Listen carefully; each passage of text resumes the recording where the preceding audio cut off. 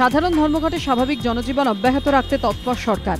মুখ্যমন্ত্রী আগেই ঘোষণা করেছেন ধর্মঘট করতে দেবেন না। সেই পথে এবার ধর্মঘটে পরিবহন ব্যবস্থা স্বাভাবিক রাখতে উদ্যোগী পরিবহন মন্ত্রী মদন মিত্র। মঙ্গলবার মহাকরণে বাস, মিনিবাস, ট্যাক্সি, অটো ও পুলকা সংগঠনগুলির সঙ্গে বৈঠক করেন পরিবহন মন্ত্রী। সংগঠনগুলির কাছে ধর্মঘটের দিনগুলিতে পরিষেবা স্বাভাবিক রাখার অনুরোধ করেন। পরিবহন মন্ত্রীর আশ্বাস, রাস্তায় পর্যাপ্ত নিরাপত্তা ব্যবস্থা থাকবে।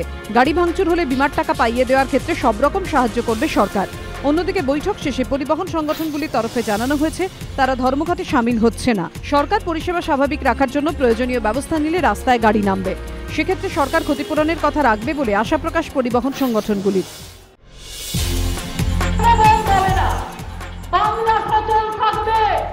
ধর্মঘটে সামিল হলে কঠোর প্রশাসনিক ব্যবস্থা। কেন্দ্রীয় শ্রমিক সংগঠনগুলির ডাকা ধর্মঘটের ঠিক আগের দিন ব্যবসায়ীদের উদ্দেশ্যে এমনই বার্তা মুখ্যমন্ত্রীর।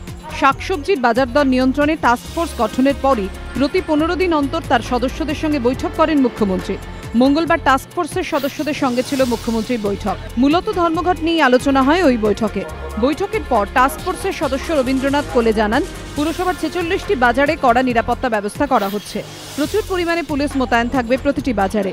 ধর্মঘটের দিন সমস্ত ব্যবসায়ীকে বাজারে যোগ দিতে আবেদন জানিয়েছেন মুখ্যমন্ত্রী। কিন্তু ধর্মঘটে সামিল হলে কড়া প্রশাসনিক ব্যবস্থা। যদিও ঠিক কী ব্যবস্থা নেওয়া হতে পারে তা স্পষ্ট করেননি মুখ্যমন্ত্রী। শুধু শহর নয়, ধর্মঘটের দিন বিভিন্ন জেলার বাজারেও যাতে বিক্রি বাটার কাজ স্বাভাবিকভাবে চলতে পারে সেজন্য প্রয়োজনীয় ব্যবস্থা নেওয়ার কথাও জানিয়েছেন মুখ্যমন্ত্রী। মহাকরণে শ্রমমন্ত্রী জানিয়েছেন, দোকান বাজারে কোনোভাবে ভাঙচুর হলে, কোনো ক্ষতি হলে সেজন্য ক্ষতিপূরণ দেওয়া হবে।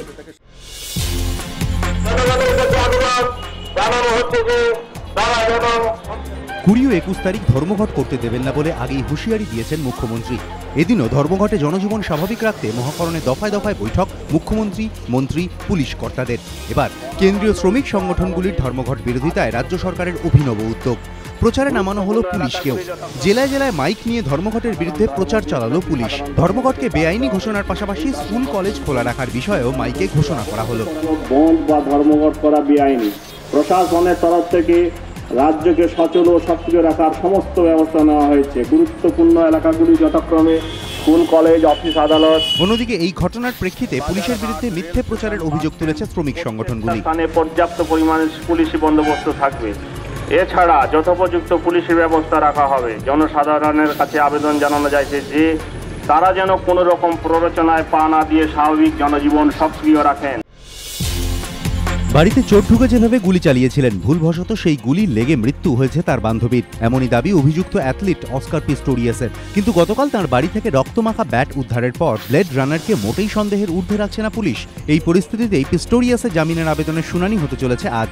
শুনানি উপলক্ষে কেপটাউনের আদালতে এসে পৌঁছন পিস্টোরিয়াসের পরিবারের সদস্যরা। আদালতে আসেন পিস্টোরিয়াসের কাকা আর্নল্ড পিস্টোরিয়াসও।